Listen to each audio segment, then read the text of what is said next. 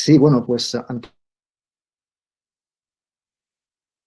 la iniciativa, de haberme contactado y darme la oportunidad de tener lo que tú has definido muy bien como una conversación y no un curso teórico sobre lo que es el enfoque territorial del desarrollo local. Entonces, deciros que, bueno, mi experiencia también siempre en estos temas ha sido muy, muy práctica, ¿no? Como quizás muchos de vosotros. Uno empieza trabajando a nivel local con las comunidades, pasa un tiempo y descubre que dentro de ese nivel local hay un actor que son los gobiernos locales, que son o que tienen una naturaleza diferente y que para que ese actor pueda traducir su potencial en cosas concretas de integración de la comunidad, de transformación de proyectos en políticas públicas, esto necesita una visión política nacional, una visión que es multidimensional y a eso lo llamamos enfoque territorial, ¿no? Pero todo esto, en mi caso, parte de una trayectoria de 25 años, pero que empezó en Haití en el 95 con cosas muy, muy concretas, ¿no? E intentando resolver cuestiones de índole de cuestiones de género, cuestiones de violencia de género, de acceso al agua potable, cosas muy concretas y muy vinculadas a la vida cotidiana de la gente. Entonces, nada, estáis a vuestra disposición para todas las cuestiones que queréis plantear y me alegro mucho de que sea una conversación y no un curso teórico. Muchas gracias. Gracias a ti, Jorge. Bueno, es eso, es conversar un poco. Nosotros, como le decíamos al inicio, ya venimos viendo el tema del enfoque territorial del desarrollo local. De hecho, una de las actividades últimas que hemos tenido es un foro en el cual nos hemos hecho la pregunta acerca de cómo poder promover desde los diversos actores el desarrollo local. Pero bueno, yo más bien aquí sobre eso les dejo digamos, la palabra al grupo. Por favor, piden la palabra por el chat y todos los demás, si apagamos los micrófonos y bueno, a veces ayuda también a apagar el audio, perdón, el video para temas de señal. Así que, y van pidiendo la palabra por el chat, por favor, para yo darles el orden. No todos a la vez. A ver, Lucho Pineda. Empezamos con Lucho. Adelante, Lucho. Hola, bueno, un punto que estábamos mencionando y que es un poco parte también de la reflexión es cómo analizamos las posibilidades de impulsar estrategias de desarrollo local desde un enfoque territorial en las actuales circunstancias. Entonces, un tema que particularmente a mí me interesa es en qué medida hay un factor que yo considero que es, digamos, decisivo para impulsar exitosamente estas estrategias, que tiene que ver con el tema de la participación ciudadana. Y aquí obviamente toco, sin llegar, digamos, a profundizar sobre esto, porque no todo está dicho, cuáles son las posibilidades, pero también los límites actuales que tiene, digamos, impulsar estrategias que invoquen la participación de las ciudadanas y los ciudadanos en este tipo de estrategias de desarrollo local en las actuales circunstancias, ¿no? Claro, por ahí se dirá, tener esta conversación ya es una pista para poder encontrar soluciones, pero igual, ¿no? Si yo sigo observando, por ejemplo, en el caso concretamente del Perú, no sé, no conozco lo que está ocurriendo en otros países, que uno de los temas centrales es el tema de la solidaridad, por ejemplo, ¿no? En qué medida aprovechar los lazos que existen a partir de lo construido en la sociedad civil, apelar a la solidaridad, apelar a los mecanismos de organización y la capacidad, inclusive, de otros mecanismos para impulsar esta desarrollo. ¿Esto es posible hoy en día o no? ¿Perdón? Lo último no se te escuchó, Lucho. Sí, se ha ido al final, sí. Salió de línea. Ah, se salió con todo. Bueno, el tema de, el tema de la solidaridad, la forma de activarnos hoy en este contexto, incluso pensando en el levantamiento de la cuarentena, igual hay que mantener hay que mantener el distanciamiento social. Entonces, ¿cómo justamente activar este capital social ha sido tan importante para enfrentar crisis históricamente y que hoy nos plantea nuevos desafíos.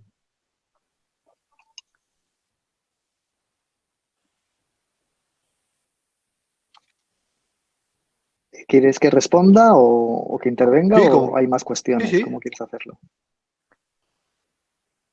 Por ahora no hay nadie más que haya pedido la palabra, así que si quieres comentar algo, Sí, bueno, puedes que en la, ir pidiendo la palabra, por favor, ¿ya? Sí. Dale, Jorge.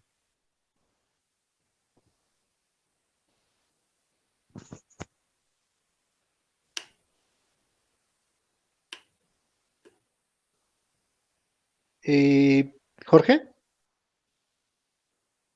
de acuerdo, pulsar estas cuestiones, ¿no? ¿Sí? Ujú. ¿Sí? ¿No me escuchas? No escuché, al menos yo no escuché lo que dijiste. Por favor, ¿se podría ¿Sí? ¿No me repetir? escuchas? Ahora sí, ahora sí. Ahora sí escuchamos. ¿Ahora me escuchas? Sí, ahora escucho. De acuerdo, no. Había, la cuestión de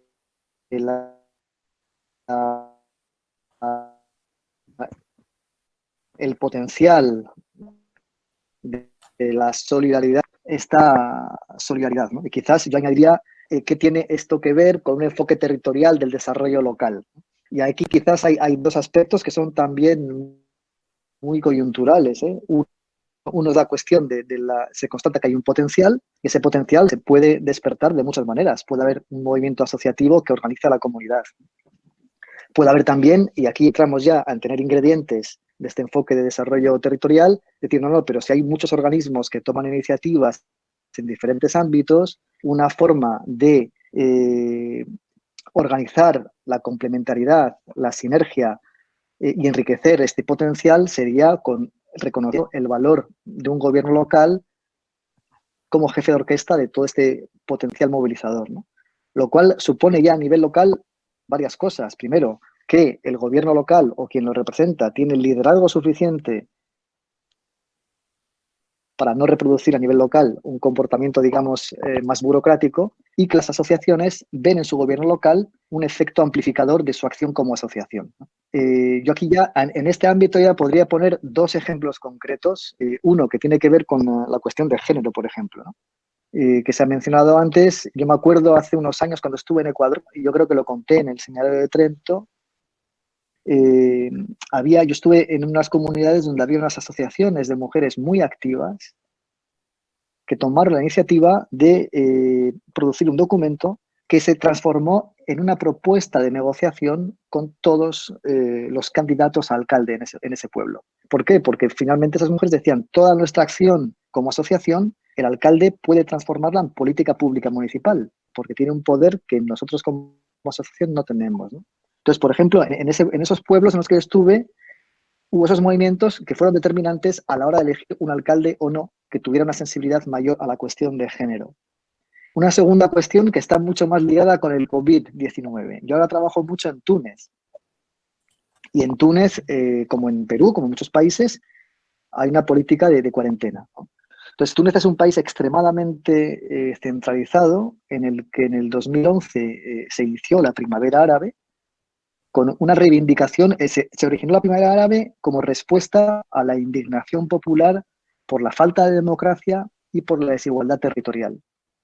Entonces, en Túnez, en el 2014, se adoptó una constitución que, digamos, reconocía el poder local o los gobiernos locales como elemento aglutinador de esas dos demandas, democracia local y un desarrollo de abajo arriba para compensar las desigualdades. Bueno, esto, como ocurre en muchos países, está en la Constitución, pero casi está en un congelador, ¿no? Y lo que estamos viendo hoy en día es la reproducción digamos, de una gobernanza de arriba abajo, ¿no? Con el antiguo sistema que no ha sido desmantelado.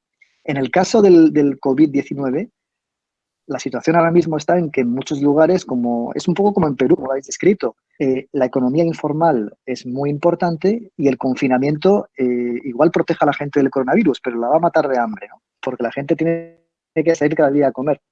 Y hay grupos vulnerables que no pueden, que realmente necesitan comer no en 6 meses, sino en mañana y pasado mañana, ¿no? Entonces, por ejemplo, en algunos sitios en Túnez,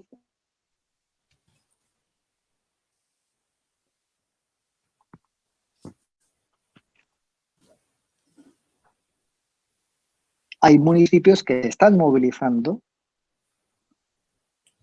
que de colaboración de urgencia, basados en esa solidaridad, para responder mediante Silvita, estoy en una charla.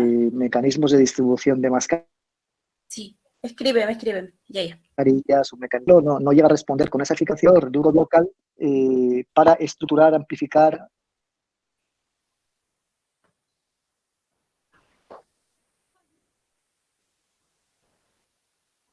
y mejorar.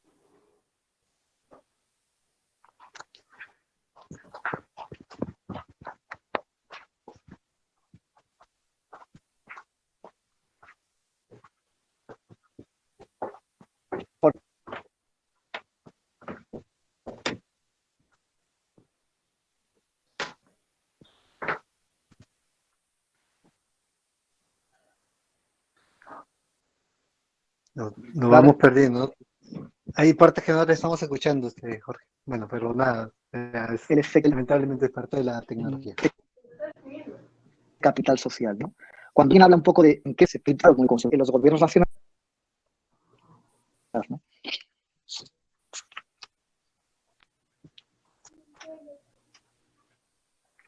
Se va. Si no escuchamos esas últimas partes, Jorge. Jorge, ¿nos escuchas? ¿Me escuchas? ¿Se escucha o no se escucha? Que no sé, ahora está. Hay partes que se han perdido, y nos estabas contando, por ejemplo, de esto de las... Ajá. Sí, estaba el tema de los municipios que se van organizando para, por ejemplo, la distribución de mascarillas y esto. Estamos contando la experiencia en Túnez y ya luego perdimos un poco lo que ibas diciendo.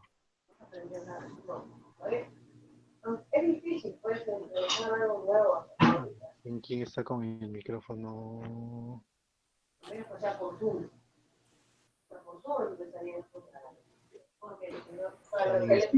Armando, yo creo que hay que insistir en que la gente apague su micrófono y su video para que mejore la conexión.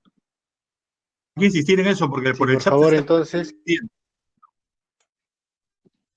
Ok, entonces apagamos los micrófonos y también los videos, por favor. Y vamos a ver, nos está diciendo algo bien interesante, Jorge, sobre estas formas de organización a nivel local, y que justamente en un contexto parecido al nuestro, que es el de Túnez, y bueno, pero hasta ahí hasta ahí te seguimos, después ya te perdimos. ¿Si podrías retomar lo que dijiste después de eso, por favor?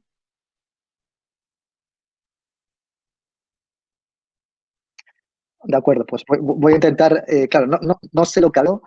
En Túnez, por ejemplo, en este contexto de lucha contra el COVID, como decía, el problema para mucha gente que vive de la economía informal no es tanto el coronavirus como el ganarse la vida, ¿no? Entonces, en este contexto, yo insistí al principio en que Túnez es un caso muy interesante porque por la falta de desarrollo local. Lo que ocurre es que como los gobiernos adoptan reformas de descentralización para responder a demandas políticas, pero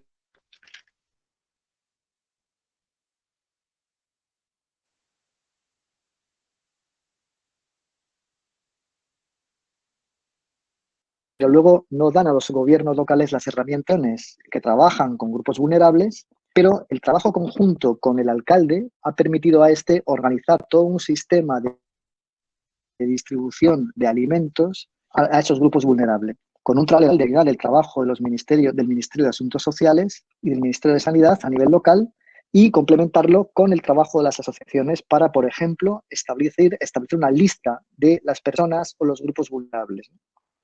Y, por ejemplo, si uno compara la lista establecida por el alcalde con la lista establecida por el gobernador,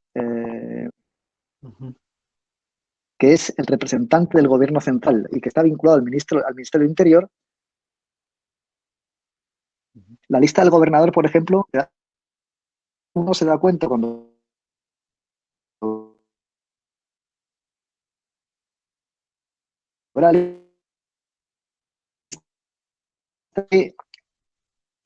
de personas de las sociales en el pasado son las familias más favorecidas, ¿no? ¿Cuál ha sido el valor añadido del alcalde en estas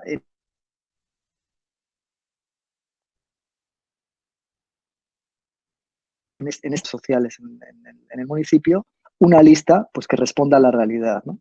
Es que esté acordada por todas partes vivas del pueblo y que responda realmente a las personas más vulnerables, ¿no? Es un ejemplo de cómo un poder público legítimo y sensible a la ciudadanía pues puede amplificar la actuación de esta, ¿no? Y puede hacer cosas que quizás ninguna asociación podría lograr por sí misma, ¿no? Genial. Un ejemplo claro de estas características de la autoridad local, ¿no? En esa sensibilidad, porque es él quien está ahí en la realidad. Había pedido la palabra Rosa. ¿Está ahí Rosa? Sí, y un ejemplo que muestra, disculpa, un ejemplo que muestra primero que esto no es posible sin liderazgo político del alcalde. Tampoco es posible sin las asociaciones que estén abiertas a la colaboración con él, y que también muestra que este enfoque es extremadamente político, porque finalmente esta dimensión política se manifiesta en que la lista elaborada desde abajo hacia arriba con el alcalde y la sociedad civil no tiene nada que ver con la lista preexistente elaborada por el gobernador, que es el representante del Ministerio del Interior y que, digamos, es el reflejo del Estado centralista que no se ha desmantelado en Túnez, ¿no? Y al final, cuando ves la lista elaborada desde la gobernación, al final esa lista son las familias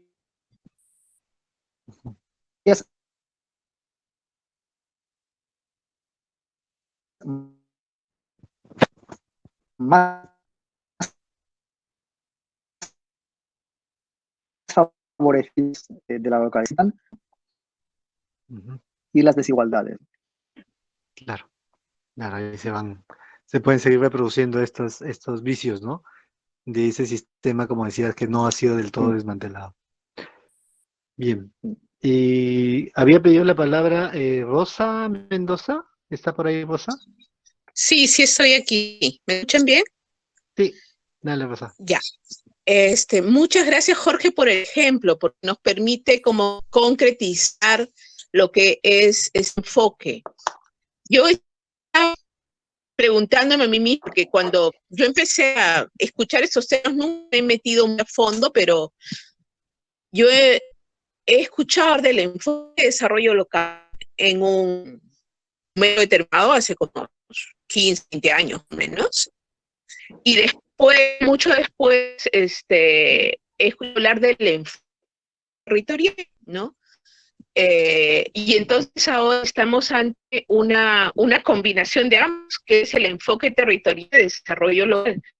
Entonces, me pregunto qué le añade esta combinación y cómo sería, porque el proceso que tú me has contado, que tú nos has contado con este ejemplo último, yo lo podría pensar no solo desde el desarrollo local, pero ¿qué es lo que le añade esa mirada de lo territorial fuera de lo que ya podría ser desarrollo participativo, lo que se ha trabajado desde hace tiempo? Y eso también vinculado a esa otra mirada que hay sobre territorio, sobre todo en los indígenas, ¿no? En la que los seres humanos no somos reyes de la naturaleza, sino más bien somos parte de la naturaleza y somos integrantes en igualdad con los otros seres, que incluyen tanto animales, plantas, seres como seres inanimados. Entonces, como que me gustaría una acción a ese nivel y quizás con otros maravillosos empezando a sacar, podría interesante que nos ayude. Gracias.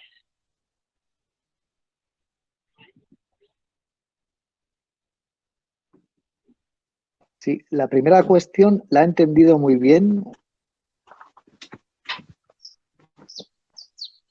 La del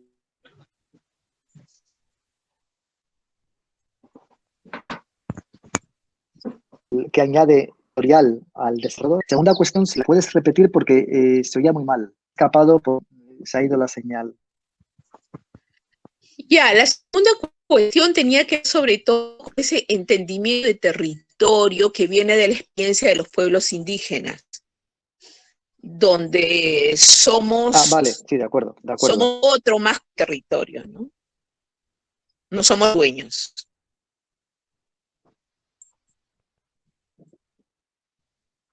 De acuerdo. Sí. Bueno, pues la cuestión está en que efectivamente viento de desarrollo local, ¿no? En lo que importa en la palabra local no es dónde, no es el lugar en el que se implementa, sino que es el quién y el cómo, ¿no? El desarrollo se promueve, ¿no? Un desarrollo desde abajo hacia arriba que revela o despierta el potencial o la riqueza de ese desarrollo en términos humanos, culturales, todo el patrimonio que puede haber en ese territorio y que implica a la comunidad. Lo que ocurre es que si nos quedamos en esa definición de desarrollo local, pues al final se queda en local, local, local, ¿no? Parece que es desarrollo de pequeños municipios o de pequeñas comunidades. La palabra territorial primero añade una dimensión, que es decir, al fin y al cabo, local no se reduce a lo que uno puede pensar que es local, local, local como lo más próximo, sino que puede ser cualquier espacio, ¿no? Cualquier espacio que puede ser no forzosamente una jurisdicción administrativa, puede ser un territorio indígena, por ejemplo, que tiene un potencial y una identidad cultural determinada, puede ser un territorio costero, puede ser una zona transfronteriza, puede ser un territorio montañoso, o sea, es territorio, es local en cualquier escala, ¿no? Y entonces en esa escala, en una escala determinada, que puede ser muy pequeña o que puede ser más grande o que puede ser incluso transfronteriza, uno puede tener diferentes niveles de gobernanza, ¿no? Puedes tener en esa escala, puedes tener gobiernos locales, puedes tener agencias del Estado que operan a diferentes niveles, puedes tener diferentes mecanismos de gobernanza y entonces la cuestión de liberar ese potencial del territorio como ingrediente activo del desarrollo y no simplemente como recipiente de proyectos o políticas nacionales o internacionales, requiere organizar una gobernanza que suponga mecanismos de coordinación y cooperación entre los diferentes actores, ¿no? Pero partiendo siempre de ese valor añadido de la dimensión local de abajo arriba, ¿no? Y eso es extremadamente complejo. Y es complejo y necesita una visión política que valore el desarrollo local. Y entonces, cuando hablamos de enfoque territorial de desarrollo local, hablamos de los ingredientes de esa política que es multidimensional, que es una política de descentralización que transfiere a los gobiernos locales un mandato general para promover el desarrollo, ¿no? Y que introduce, por ejemplo, mecanismos de rendición de cuentas a la ciudadanía, ¿no? Requiere, por ejemplo, marcos institucionales que organicen esa gobernanza entre gobiernos niveles o entre gobiernos locales permitan o que inciten a mecanismos de implicación de la ciudadanía que vayan más allá de la participación en la definición de problemas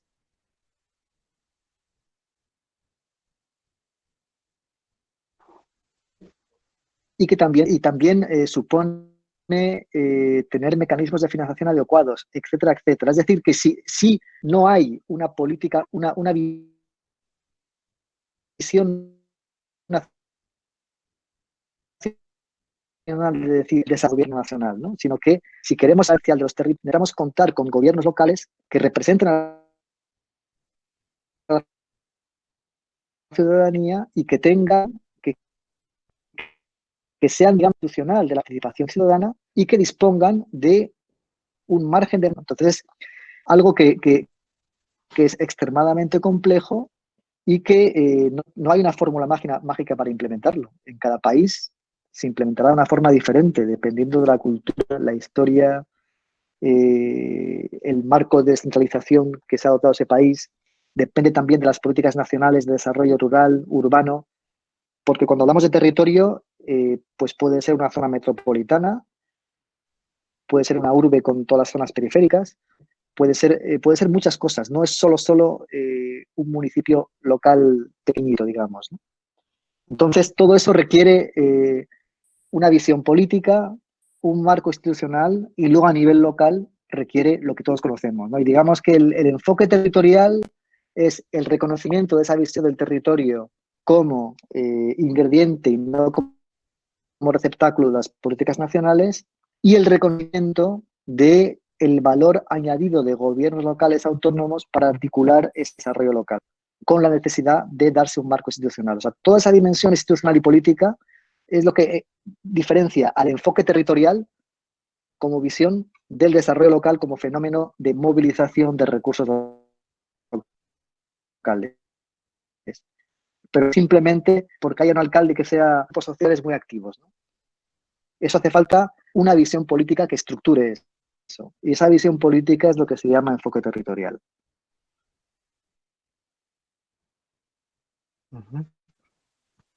Genial.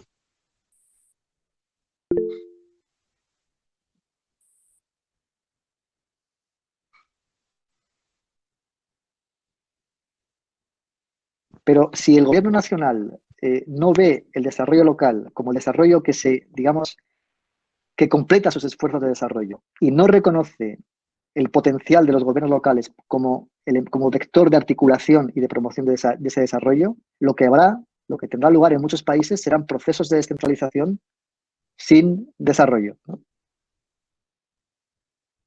Porque serán procesos de descentralización que no den o que no doten a esos gobiernos locales de la autonomía necesaria, del poder de iniciativa necesario para actuar de amplificador de todas esas iniciativas locales. Y ahí es donde entramos en detalles muy políticos. Por ejemplo, un detalle es para poner un ejemplo, ¿no?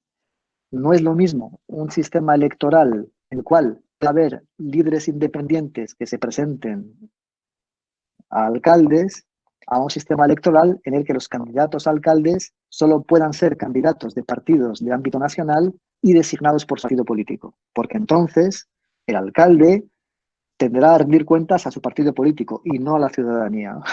Es un ejemplo concreto entre muchos, ¿no? Pero que ilustran esta necesidad de tener una visión política para poder liberar ese potencial más allá del liderazgo y los recursos humanos y las cualidades humanas de los habitantes de un territorio.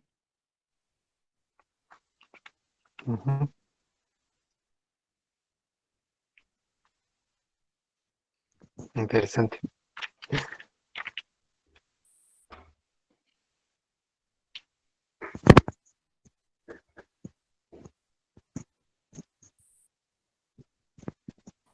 Bien, interesante esta importancia de la dimensión política en esta mirada, en este enfoque territorial del desarrollo local. Sobre este tema segundo de la mirada acerca del territorio, esto que nos comentaba Rosa, claro, una mirada en donde yo soy quien actúo sobre el territorio, o más bien una mirada en la cual yo soy parte de ese territorio, soy uno de los seres que Sí. es parte de ese territorio. Esa mirada que nos llama a esta entrada intercultural. Sobre eso, ¿qué nos puedes decir, Jorge? Hombre, eso forma parte, eso es una visión que los actores del territorio pueden portar en ellos mismos, y la cuestión está si tienen las herramientas para traducir esa visión en las herramientas o espacio. Y cuando ya hablo espacio es el reconocimiento político de ese espacio para que puedan traducir esa visión como parte del territorio en políticas públicas propias. Por ejemplo, es un ejemplo, imaginemos un territorio en el que hay, no lo sé, claro, porque aquí cuando hablamos de territorios, en este contexto no estamos hablando de una circunscripción administrativa, no forzosamente. Imaginemos un territorio, una selva amazónica, no sé, cualquier cosa, el cual haya municipios, pero a la escala de ese territorio no hay una entidad política en la que esa visión del territorio que tú acabas de exponer se pueda traducir en iniciativas públicas, ¿no? No en una multiplicación de proyectos de ONGs locales, a eso me refiero, ¿no? Entonces, eso requeriría, por ejemplo, que los gobiernos locales que forman parte de ese territorio pudieran que tuvieran la potestad de, por ejemplo, constituir una agencia de desarrollo territorial que sería el brazo ejecutor de una política a esa escala territorial en nombre de los municipios que la representan. Y cuando hablo de municipios, hablo también de que esa agencia podría integrar otras instancias, ¿no? O sea, la existencia de un municipio le da carácter, digamos, de política pública a la escala del territorio, ¿no? Que es algo que va más allá de un proyecto, ¿no? Pero eso no excluye la presencia de otros actores del territorio, ¿no? Entonces, una cuestión, por ejemplo, en el marco político del país determinado, las colectividades descentralizadas tienen la capacidad de tomar la iniciativa de constituir una agencia o no, por ejemplo. Porque yo he visto en muchos países que dicen haber adoptado un enfoque territorial, decir, bueno, sí, hemos puesto en marcha agencias de desarrollo territorial en ese territorio, ¿no? Pero la agencia ha sido puesta en marcha por el gobierno central o por un ministerio técnico, ¿no? Con lo cual esa agencia acaba siendo una implementación de la visión o de la política de la instancia que la ha implementado, ¿no? Entonces, si hay a nivel de un territorio esa sensibilidad que acabas de describir, es decir, somos parte del territorio, ¿no? No actores, sino que estamos parte de esa visión, cómo se traduce en política pública y qué margen de maniobra hay para ejecutar esa política de forma autónoma. Eso es lo que yo respondería bajo un prisma de enfoque territorial, que es el marco político que permite ejecutar esa visión, una visión determinada de los actores del territorio, sea cual sea esta visión, ¿no? Porque no va a ser la misma en unos territorios que en otros. Interesante. Bien, Arnaldo. está pidiendo la palabra Katy. Arnaldo. Perdón. Sí, ¿quién habla? Arnaldo. Francisco. Sí, hola. Francisco. Sí. Francisco, habías pedido la palabra, no lo vi. Bueno, dale, Francisco. Después Katy, por favor. Yo tengo problemas con el chat, por eso no puedo escribir. Ah, ok. Dale, Francisco, por favor. Ya. Y después Katy. Quizás, primero yo Sí, quiero te escuchamos. saludar a Lucho y también la pregunta, se escucha, ¿no? Ya, primero agradecer a Lucho por la experiencia en este tema y la pregunta provocadora a Lidia Rosa. Y yo quiero quizás intentar, por favor, y además creo que es un conversatorio donde tengo que expresar con mucha confianza y aprender de ustedes, pues, porque ahí está gente muy valiosa, ¿no? Como mi gran amigo que para mí es una alegría verlo, a José Kekli.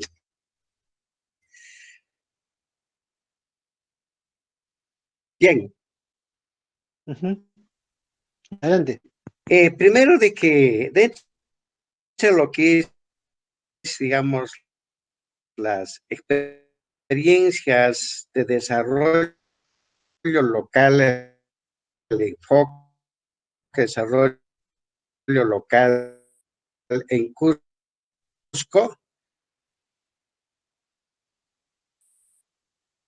son muy valiosas.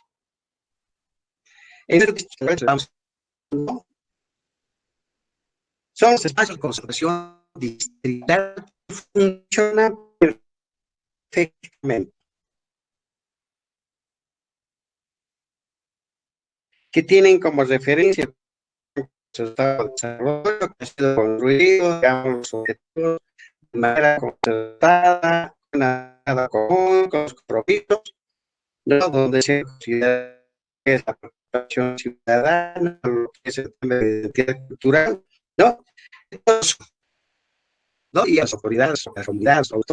Pero este es un ejemplo, ya, de facilitar, digamos, ya, las condiciones y también de fiscalizar, por ejemplo, la entrega de las canastas familiares. Ahora, el tema central que tienen en nuestras comunidades es el miedo al contagio, porque sabemos de que ahora se ha transparentado en realidad los precarios servicios sanitarios que hay en el sector rural.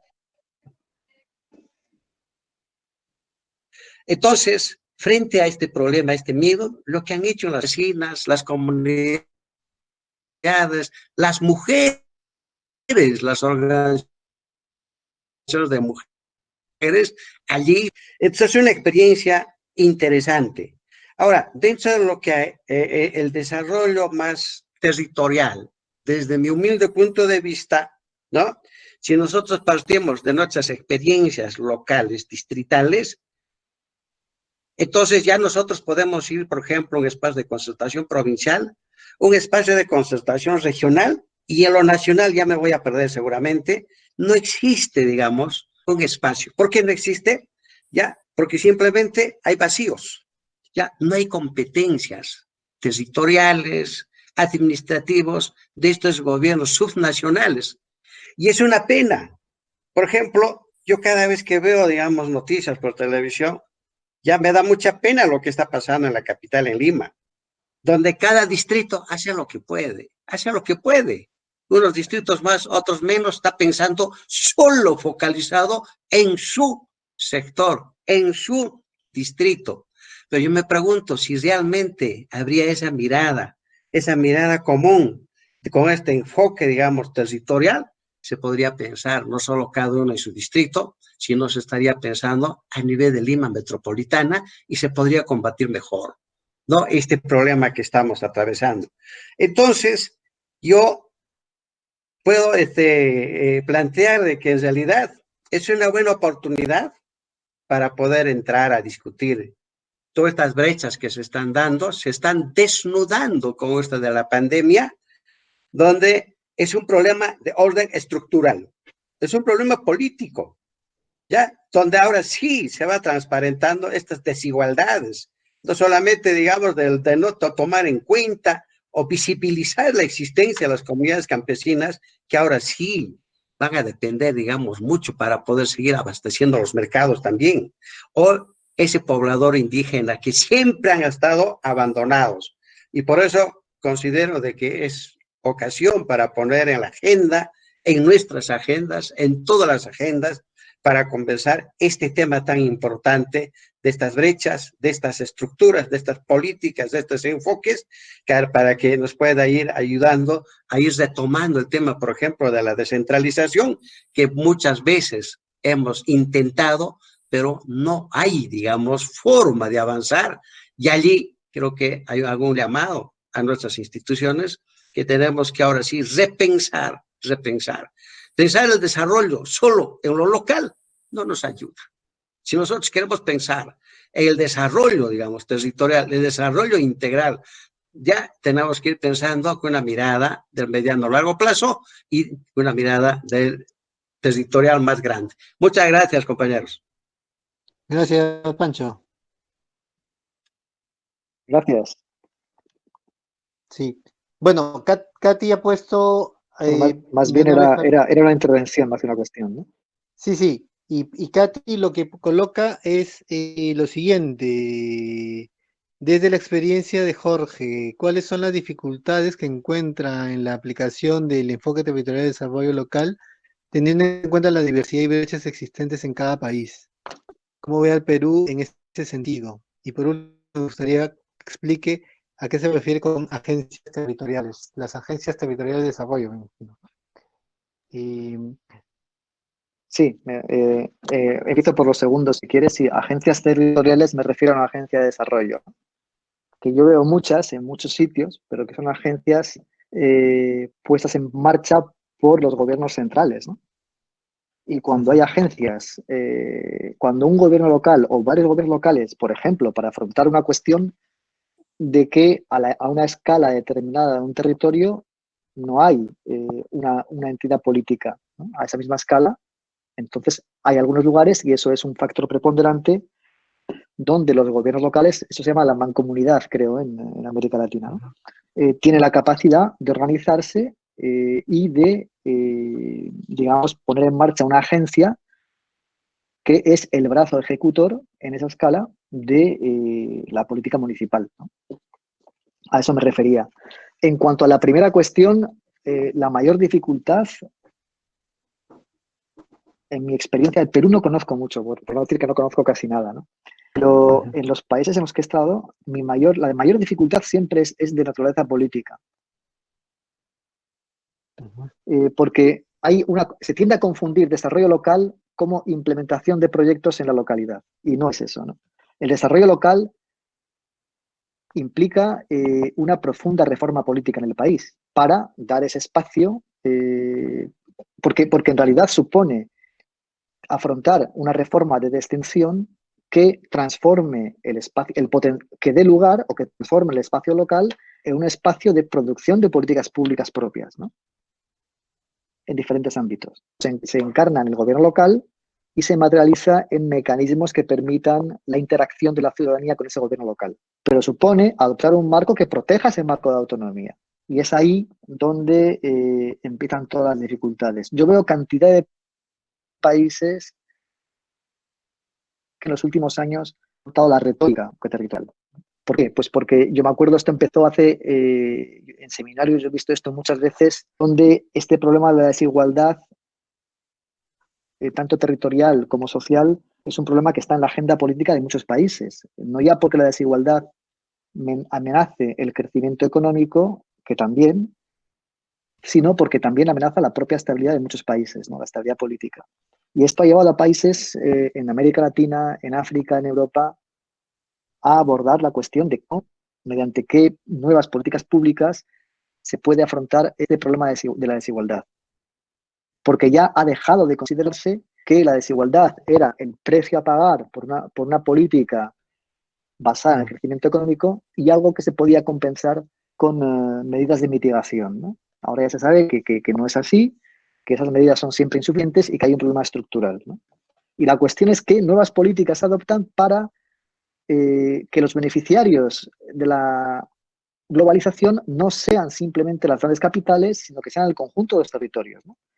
Cómo se pueden activar esas economías locales, cómo se pueden activar esas ciudades intermedias, que son nudos de desarrollo de una economía mixta, rural y urbana, ¿no? Y que pueden ser los motores de esos territorios, tanto a nivel de las economías interiores, ¿no? Como a nivel también de una economía global, ¿no? Y cómo se puede reinventar en un marco de restricciones presupuestarias un Estado pues, que sea capaz de ofrecer servicios sociales porque pueda contar o activar el potencial de todas las iniciativas comunitarias. Entonces, esto es muy político y esto es mucho más que transferir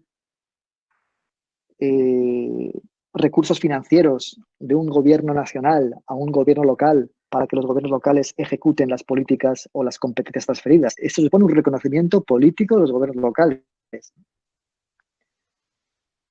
Un poder de lo que se llama el mandato general, ¿no? Y entonces vemos en muchos países que se adopta esto de forma retórica en respuesta a un problema del que se ha tomado conciencia, que es las desigualdades, y luego en la ejecución se empiezan a ver medidas que comienzan cada vez más a restringir este margen de maniobra de los gobiernos locales y a transformar a los gobiernos locales en agencias de ejecución de competencias específicas transferidas, ¿no? Con lo cual, ese potencial de despertar el capital social de la localidad o los recursos de la localidad, que se basa en esa concepción del gobierno local como entidad con autonomía, se pierde, ¿no? Se pierde en el camino. Y vemos cantidad de procesos de descentralización que son procesos de descentralización sin autonomía local, ¿no? Y un proceso de descentralización sin autonomía local no va a dar lugar a este desarrollo territorial, ¿no? Y eso conlleva, a su vez, toda una reforma de la gobernanza pública. Es decir, esa transferencia de recursos, de poder, de iniciativas, supone reorganizar los mecanismos de cooperación intergubernamental para transformarlos en mecanismos de cooperación y de coordinación entre entidades diferentes, ¿no? Y no mecanismos en los cuales el gobierno local está subordinado a lo que se decida en otras instancias. Entonces, la dificultad es de visión política y de voluntad política, ¿no? Porque eso forzosamente va a suponer una redistribución del poder, ¿no? Y del estatus de los diferentes elementos que constituyen la gobernanza de un país.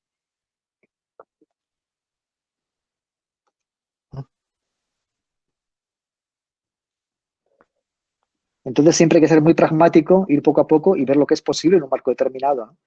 Y muchas veces esto funciona por demostración, ¿no? Cuando se ve que el espacio que se da se traduce en más desarrollo promovido desde abajo, luego en menores esfuerzos del gobierno central para promover ese desarrollo, pues eso a su vez puede dar más cotas de autonomía, mejores mecanismos de rendición de cuentas, etcétera, etcétera. Pero es algo además que no existe una fórmula universal, ¿no? Cada país lleva su camino en función de su historia, su cultura, etcétera, etcétera. Ujú. Sí, yo quiero hacer alusión a lo que nos contaba Pancho acerca de Cusco, que efectivamente a nivel de distrito, a nivel de las comunidades, de pronto hay por ahí algunas experiencias interesantes en donde ha habido un cierto liderazgo desde la autoridad local para poder articular, pero eso digamos por distritos, ¿no? Y luego ya cuando se trata de escalar bueno, pasar a otras escalas, digamos, más provincial, más regional, es ahí donde se encuentra un conjunto de barreras para poder articular y tener una mirada mucho más amplia, ¿no? Y claro, nos ponía el reto de Lima, o sea, Lima es una metrópolis ahora hablamos de 4 Limas, Lima Norte, Lima Sur, Lima Este, Lima Centro, que más o menos trata de articular, pero que igual cada uno va trabajando por su lado, ¿no? Hasta cayendo en el marco de la cuarentena, en el absurdo de algún alcalde queriendo cerrar su distrito para que no entren de otros distritos, etcétera, ¿no? O sea, bueno, esa mirada son las que van pasando por aquí, ¿no? Yo no sé si alguien más tiene otra pregunta. Lo dice por el chat, por favor.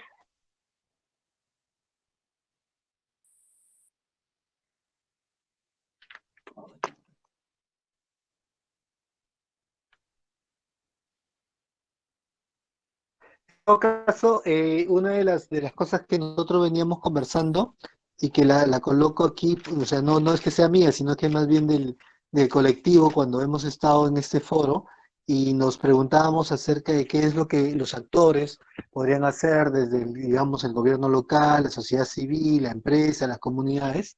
Yo notaba que había una mirada más fuerte y decir, bueno, el gobierno local tiene que liderar, tiene que articular y todo eso. Luego la sociedad civil sí puedes dar un poco de soporte técnico y articular acciones, apoyar en el tema de redes, de trabajo conjunto, pero donde no se encontraba mucha claridad de rol desde este enfoque era de las empresas, del sector privado, ¿no? En algún caso se hablaba de responsabilidad social, en otro caso se hablaba también de la importancia que tenía que invertir, pero ahí de pronto sin mucha claridad en qué. Y también se habló en algún momento de esta propuesta de valor compartido, ¿no? Que es más, el Estado peruano la está asumiendo, ¿no? Como una entrada, un enfoque, una forma de trabajo entre la empresa, la comunidad y el gobierno local, ¿no? Para generar estas experiencias de valor compartido en donde la empresa no solamente se quede con esta idea de lucro, sino que se sienta parte del territorio y busca responder un poco a las necesidades de otros actores. Entonces, sobre este actor, que también es parte del territorio, obviamente, que es la empresa y su vínculo, ¿alguna experiencia, alguna sugerencia de cómo poder hacer para incorporarlos, para ir, digamos, dinamizando a ese actor en el desarrollo local?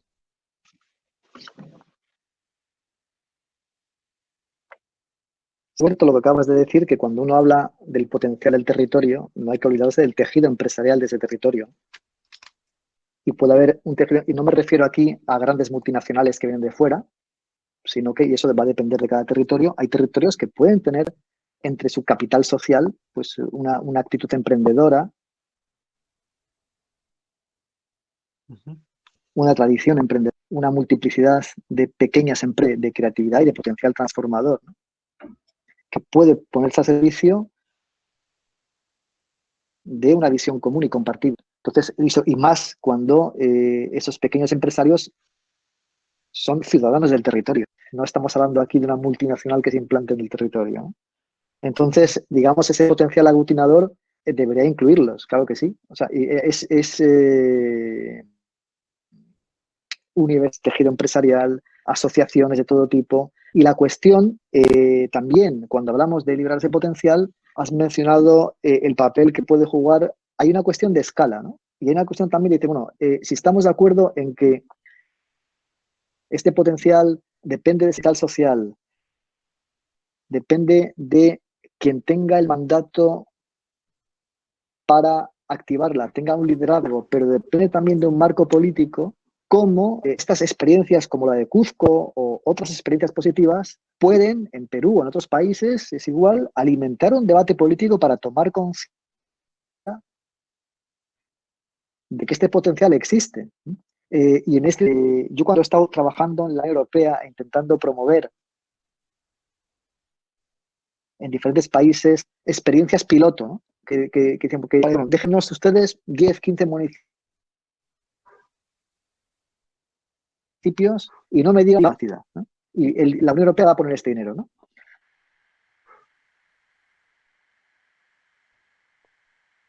Siempre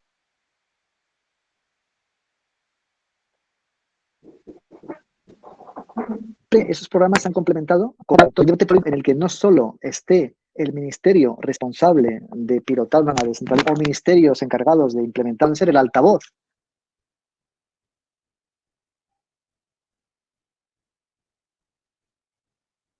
de ese tipo de experiencias a la hora de son una sociedad civil a escala nacional que puede ser un portavoz de este tipo de experiencias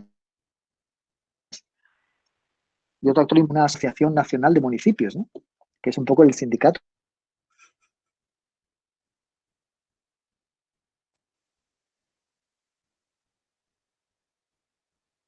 del municipio.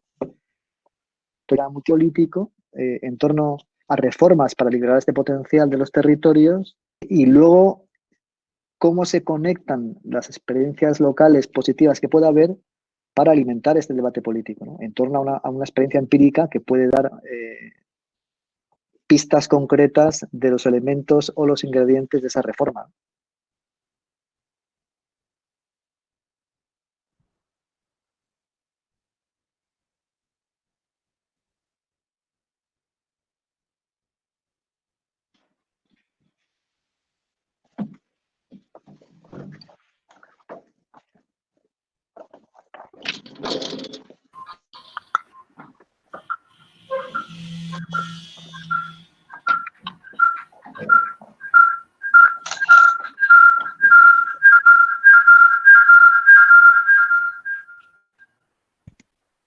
Hola. Bien, gracias, Jorge. No sé si tú puedes ver en el chat que hay unas 3 preguntas que han Sí, planteado espera. Luis Pineda, Anabel Tinoco y Mayra. Y bueno, ahora Luis Pineda, veo también Gonzalo. sí, espera un segundo. Sí. A ver, pregunta a Luis Pineda. Factor de una visión política que valora el desarrollo local como un desarrollo endógeno y que moviliza los recursos de la localidad y no como la implementación local de una política nacional. Y que valora el valor clave de los gobiernos locales como articuladores o catalizadores de ese desarrollo.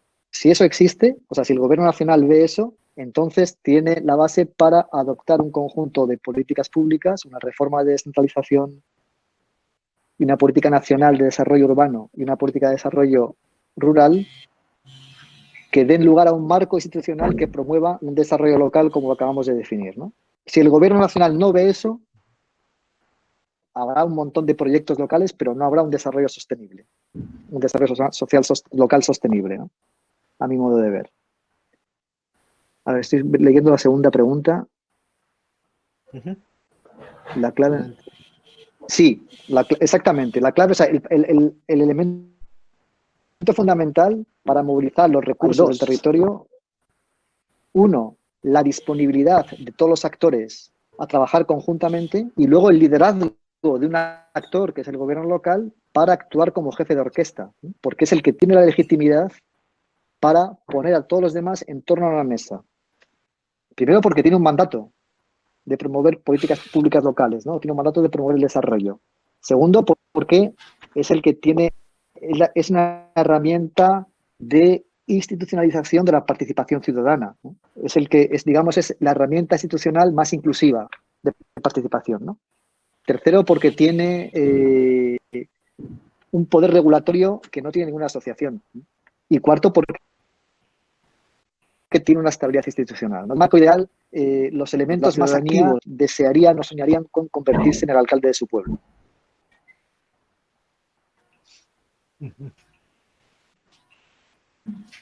Casos, digamos. Y a ver, estoy en la cuestión, a ver, voy a la cuestión de Mayra Vila. Sí, yo creo que el cómo construir, como decía antes, es algo muy sui generis de cada territorio, ¿no? La cuestión está, digamos, cómo dotarse a la vez de experiencias que son muy empíricas y que son una traducción, ¿no?, de este valor local, ¿no?, de estos componentes a nivel local, tanto un sector privado local, una comunidad, un gobierno local, o cómo dotarse de observatorios que permitan entender los ingredientes que hacen que ese potencial se materialice, porque esos ingredientes van más allá, como decía, de las voluntades locales y del liderazgo local y requieren un marco político apropiado, ¿no? A ver, sigo leyendo cuestiones.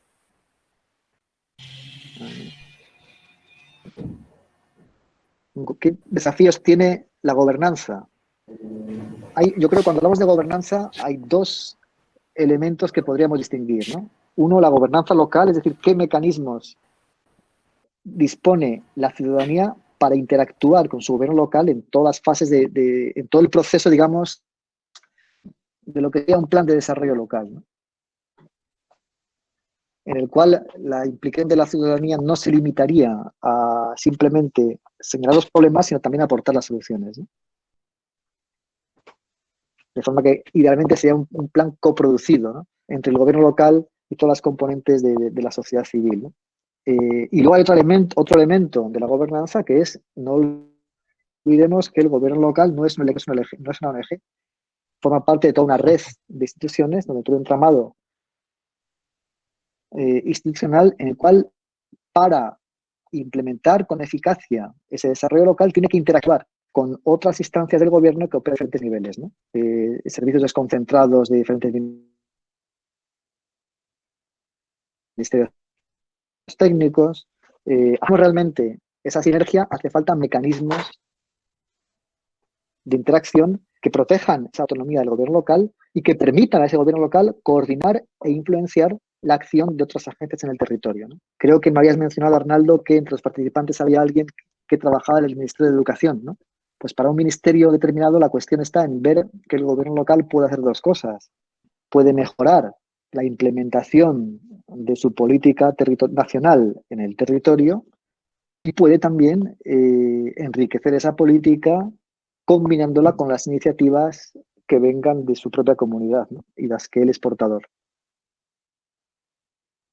Y a ver si hay más cuestiones. Creo que no me he dejado ninguna, pero estoy abierto para más cuestiones si queréis, ¿eh? O precisiones si me he dejado algo sin responder. Sí, hay una cosita, espera. El otro es si puede ahondar un poco en que sí, el gobierno local, digamos, hay dos formas de ver la descentralización. Hay una forma que ha sido la forma clásica, como se ha visto en los últimos 30 años, y sobre todo en muchos países, pues porque la descentralización ha estado configurada por economistas, ¿no? Y un economista lo que más le preocupa es la utilización más eficiente del dinero, ¿no? Entonces se ha reducido la descentralización a un proceso de reforma del Estado consistente en transferir recursos y competencias a niveles subnacionales para mejorar la eficiencia en la utilización de esos recursos, ¿no? Entonces, esta definición es una definición que no es incorrecta, pero que es incompleta y puede inducir a error, porque la descentralización no es solo eso, también es una transferencia y sobre todo es una transferencia de poder a la ciudadanía, ¿no?, a través del poder que se transfiere a los gobiernos locales, ¿no?, como instituciones que la representan, que representan una comunidad política propia. Y en ese sentido, cuando uno mira esta definición bajo el prisma de las competencias, lo más importante no es el conjunto de competencias específicas transferidas del Estado central, como si un gobierno local fuera un recipiente pasivo, ¿no?, que recibe esas transferencias, ¿no?, o que no las recibe porque el gobierno no quiere darlas, sino que el gobierno local tiene también bajo este prisma de descentralización como transferencia de poder, lo que se llama un mandato general. ¿Y qué es el mandato general? Es lo que él decide hacer, las iniciativas que él decide tomar para promover el desarrollo de la ciudadanía, de su territorio. Y esto puede ir muy lejos, porque un gobierno local puede tomar cualquier iniciativa que quiera en el ámbito social, económico o medioambiental, siempre y cuando no invada una competencia exclusiva, ¿no? Y digo bien exclusiva, de otra entidad del gobierno, ¿no? Y esto da al gobierno local un amplísimo margen de maniobra, del cual yo constato que en muchos países el gobierno local no es consciente de ello, ¿no? O sea, el mandato general está ahí como dormido, ¿no? Y por tanto, el potencial que tiene un gobierno local para activar ese capital social reside en el ejercicio del mandato general, que es las iniciativas que él puede tomar para promover el desarrollo más allá de las competencias específicas que se le hayan asignado. La capacidad que él tiene de tomar la iniciativa de aglutinar a todos los actores del territorio en torno al objetivo común, ¿no? Y la capacidad que él tiene de movilizar los recursos del territorio mediante alianzas que él puede establecer con todos los grupos, con el sector privado local, con las asociaciones, y eso depende digamos, de la actitud del gobierno local, ¿no? Y de su liderazgo. O sea, eso va mucho más allá, que es una actitud, ¿no? de casi de emprendedor social, ¿no? A eso me refería con la actitud de entidad pasiva que se limita a esperar o a ejecutar o a gestionar las competencias específicas recibidas. Bueno, en eso nosotros actualmente tenemos, bueno, ya no solo ahora, sino desde antes, este cuestionamiento a la incapacidad de los gobiernos subnacionales, ¿no? Tanto a nivel regional, provincial, local, ¿no? Uh-huh. Esa, dicen, incapacidad de efectivamente gestionar las cosas que le están siendo transferidas, ¿no? Y bueno, entonces mucho menos de hacer gobierno, ¿no? De generar, digamos, esta aglutinación en un objetivo común o en movilizar recursos que no son los que vienen del Estado central, sino que son los que existen en el territorio. Ahí hay un tema de capacidades. Sí, sí. Que ha hecho, en el caso peruano, incluso nuestros amigos de Propuesta Ciudadana, que es una institución que va, digamos, dando seguimiento a estos temas de participación, de descentralización, hablan de un proceso de recentralización, ¿no? Existe un marco normativo que, digamos, transfiere competencias, pero que luego se han regresado, se han retornado, digamos, se han centralizado nuevamente con el pretexto de la corrupción en los gobiernos subnacionales, con el pretexto de la incapacidad, ¿no? Para gestionar, ¿no? Me imagino que eso es no solamente aquí en Perú. ¿Qué hacer en esos procesos? ¿Cómo ayudar a que salga adelante? Yo no sé si soy de consuelo, pero eso es muy común en todos los países, ¿sí? Primero, es cierto que en este marco, cuando empieza un proceso de descentralización embrionario, paradójicamente, quizás es mucho más fácil comenzarlo por eliminaciones muy pequeñitas. Por ejemplo, yo ahora estoy trabajando con un municipio de 21.000 habitantes en Túnez. Es con esta historia, bueno, no hemos empezado a trabajar con el COVID-19, pero el hecho, por ejemplo, es que no es nada técnico. O sea, un alcalde, por ejemplo, está mucho mejor posicionado que cualquier entidad desconcentrada que opera a nivel regional para identificar las familias más necesitadas en el municipio. Por ejemplo, a las que se da de comer o dar un kit alimentario de aquí a una semana, ¿no? Eso no es una competencia técnica, es un conocimiento del territorio, que es diferente. Por ejemplo, os pongo ejemplos concretos, porque son cosas que estoy haciendo estos últimos meses. A la hora de hacer un diagnóstico territorial, un alcalde que se coaliga con las asociaciones que trabajan en el ámbito de la educación y que se recorre todos los barrios, ¿no? Y que ve los colegios, que se entrevista con todos los profesores y que es capaz de hacer un diagnóstico y llegar a la conclusión, por ejemplo, de que lo que hace falta no es construir más escuelas, pero, por ejemplo, decir, pues hay un fracaso escolar de tal calibre porque los profesores no vienen, y no vienen porque no se les paga el salario, porque el gobierno no les paga el salario. Y como no se les paga el salario, tienen que ir al campo a la colecta, ¿no?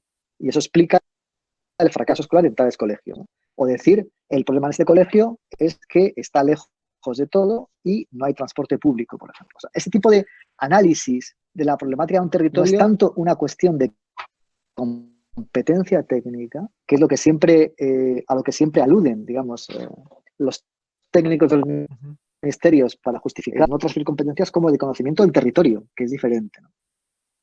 De conocimiento del territorio y de actitud, de hablar con gente, con los actores del territorio, ¿no? Y haciendo simplemente eso, se pueden entender muchas cosas, ¿no? Como porque, por ejemplo, en este municipio, contrariamente a lo que piensa el ministerio, no hace falta construir más escuelas, pero hace falta dos cosas. Por ejemplo, pagar los salarios retrasados a los profesores para que vayan a las clases. Por ponerte un ejemplo concreto, reparar un motor de un autobús escolar para que los niños puedan, de sentido común, que requiere una actitud de interesarse por un problema e ir a ver lo que pasa, ¿no? Ir al lugar donde ocurre eso. Y eso, un gobierno local tiene una ventaja comparativa con respecto a una entidad del ministerio, ¿no? Entonces, otra cuestión relativa a la falta de capacidades es que no olvidemos que transferir una competencia a un gobierno local no supone que el Estado central deja de hacer nada o deja de ser responsable. O sea, esto debería engendrar una mutación en el gobierno central, una mutación en el papel que deberían ser o convertirse en asesor técnico del municipio.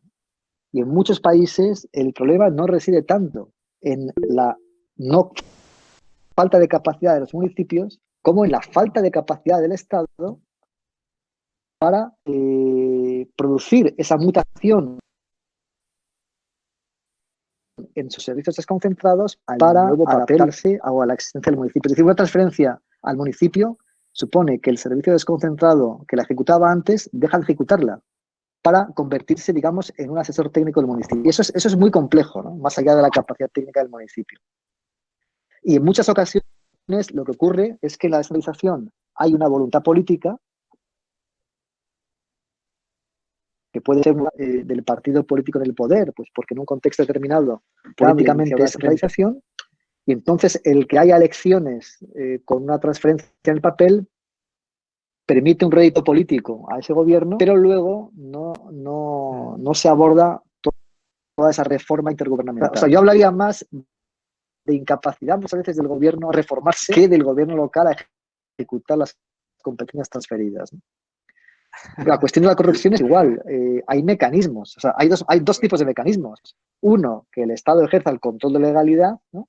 Que es algo diferente del control de oportunidad, y otro, digamos, la auditoría ciudadana, ¿no? ¿Cómo le llamáis allí? Hay un nombre en América para eso. Es el control ciudadano, ¿no? Vigilancia y control. Sí, sí. Yo, por ejemplo, mira, os pongo un ejemplo. Cuando yo estuve en Madagascar con la Unión Europea, donde la Unión Europea decidió transferir 20 millones de euros a 250 municipios. La mitad de los alcaldes eran analfabetos. Y el que firmaba los cheques de transferencia era yo. Y al principio todo el mundo decía, estáis locos, ¿no? Se van a ir a Suiza con el dinero, ¿no? Pues no pasó nada. No pasó nada porque yo me di cuenta cuando transfería el dinero que los alcaldes que recibían el dinero tenían más miedo que yo. Y tenían más miedo que yo porque hicimos tal campaña con redes comunitarias en todos los pueblos que toda la gente de cada pueblo sabía de su alcalde. Y el primer interesado en la transparencia en la gestión eran los alcaldes, porque la acción a la que estaban sometidos, por el hecho de que esa información circulaba y la gente sabía, era brutal, ¿no? O sea, que mecanismos existen si hay la voluntad política de implementarlos, ¿no? Pero, y ahí, por ejemplo, podríamos hablar, hay otra deriva que debería evitarse, que yo lo veo en muchos países, ¿no? Que es la sobredosis de control ciudadano, ¿no? O de rendición de cuentas, cuando hay gobiernos locales que o bien no tienen un mandato claro con respecto a lo que se les pide, o bien no tienen medios para realizarlo, ¿no? Es decir, la ciudadanía responsable supone el tener un gobierno local a quien la ciudadanía pueda pedir cuentas porque ese gobierno local tiene un mandato claro para ejecutar ciertas acciones y tiene unos medios para llevarlas a cabo, ¿no? Y entonces sí, entonces te cuentas, ¿no? Y todas las experiencias que he visto yo, con éxito se construye en torno a ese binomio, ¿no? El reconocimiento de la legitimidad de un gobierno local acompañado de los mecanismos para que ese gobierno local rinda cuentas a la ciudadanía, ¿no? Y eso que se puede hacer con un proyecto puede ser también una visión política que se traduzca en un marco determinado, ¿no? Y desde luego un gobierno local va a ser más... hay mecanismos más potentes. O sea, para un ciudadano lambda, la herramienta de rendición de cuentas más eficaz, si hay voluntad de poner eso en marcha, es un gobierno local. Es mucho más eficaz que una instancia del gobierno central, simplemente porque está más cerca, y también que cualquier ONG internacional que opere en el territorio, por ejemplo, financiado por la ayuda internacional.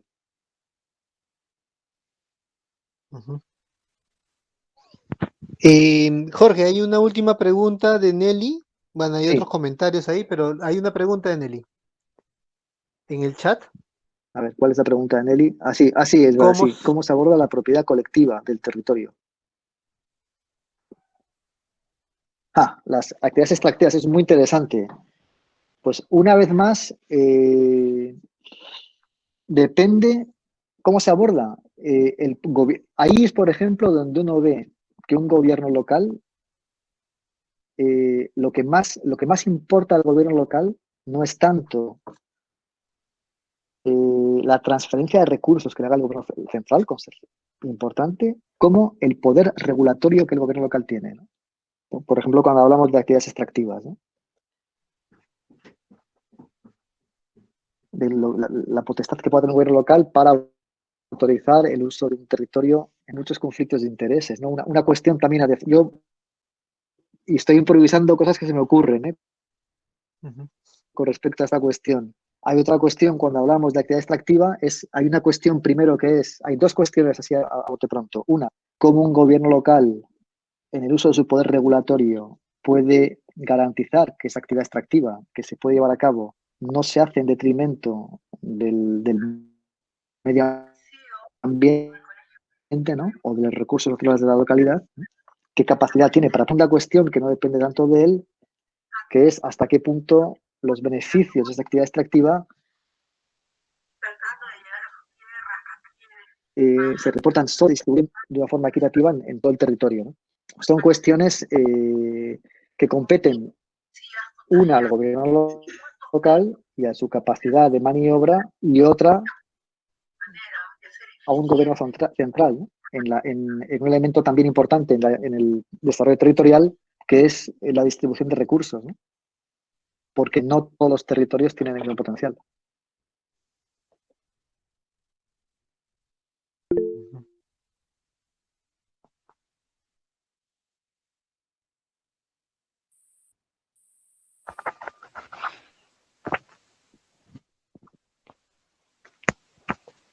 Bueno, yo creo que Algo final que quería preguntar, ¿no? Muy interesante todo lo que se ha escuchado, ¿no? Pero yo sigo con la preocupación no sé si este es el mejor momento que atraviesan los gobiernos locales para solamente ubicar uno de los niveles, se puede extender en el caso del Perú a los gobiernos regionales, no es el mejor momento institucional, ¿no? Para este tipo de procesos tal vez de desarrollo local, donde evidentemente los gobiernos locales tienen un protagonismo importante. ¿Qué hacer frente no solamente la debilidad, sino también en algunos casos, cómo se han desvirtuado los fines que tienen los gobiernos locales y regionales, para hablar por extensión a todos los gobiernos nacionales, en estos procesos, cuando tenemos, en el caso peruano, un panorama muy complejo, no solamente por esta crisis, no por la manera como se ha pasmado procesos como el de la descentralización y el de la propia modernización del Estado, que eran reformas muy importantes, pero que sin embargo, sobre las cuales no se ha avanzado mucho, digamos. Y no es el caso solamente de esta emergencia sanitaria, ¿no? Veamos lo que ha ocurrido desde el 2017 a la fecha en las zonas que han sido afectadas por el fenómeno del Niño Costero, ¿no? Donde el proceso de reconstrucción se encuentra casi detenido. Esa es mi preocupación.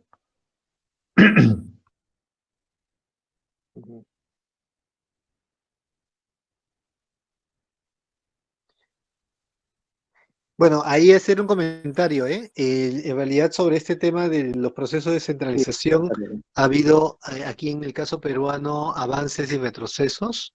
Hay quienes, digamos, creen que ya eso no es posible y hay mucho desánimo, y hay quienes igual siguen para adelante partiendo un poco de lo que comentábamos antes, ¿no? Que son experiencias concretas, ¿no? Cómo concretamente se puede ir avanzando esta idea de una experiencia piloto que va mostrando que efectivamente es posible y que luego puede ir escalando, ¿no? Y ahí, digamos, en ese sentido, creo que ir trabajando, ir demostrando que es un camino viable, que no es un camino que viene de arriba hacia abajo, sino que es más bien un camino que se hace desde la ciudadanía. Y cuando hablo de ciudadanía no hablo solo de sociedad civil, sino que hablo de todos los actores que están en el territorio, ¿no? Tanto los emprendedores, los empresarios, como los funcionarios que trabajan para el Estado, pero que están y viven en el territorio, como obviamente los gobiernos locales, ¿no? Creo que ahí hay, digamos, que ir trabajando en esta idea de, primero, construir una visión común del territorio y, digamos, aglutinar esfuerzos, acciones y también recursos, más allá de los recursos que el Estado pueda tener, los recursos que los diversos actores tienen, para ir construyendo ese desarrollo que se quiere, ¿no? Y ojalá sumado, articulado también al desarrollo en las siguientes escalas, ¿no? Llegando incluso a nivel nacional. E incluso yo lo que en este proceso de pandemia he escuchado y hemos conversado con algunas personas de distintos lugares, es como incluso hay cosas que tendríamos que verlas no solo a nivel nacional, sino incluso regional, global, planetario, ¿no? Como por ejemplo este tema de los sistemas sanitarios, ¿no? O sea, ir más allá y entonces el territorio, como decías, ya no es el dónde local, una jurisdicción geopolítica, sino es un territorio mucho más amplio, vamos a decir, el planeta, ¿no? Y ahí tendríamos que ponernos de acuerdo en algunas cosas y tomar, o sea, digamos, tomar acción para efectivamente llegar al beneficio, al bienestar de de las distintas poblaciones que están en el territorio, ¿no?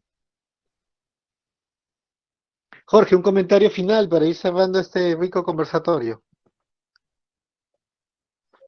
Bueno, pues no, insistir en lo que acabas de decir, que realmente ha sido de una gran riqueza para mí, ¿no?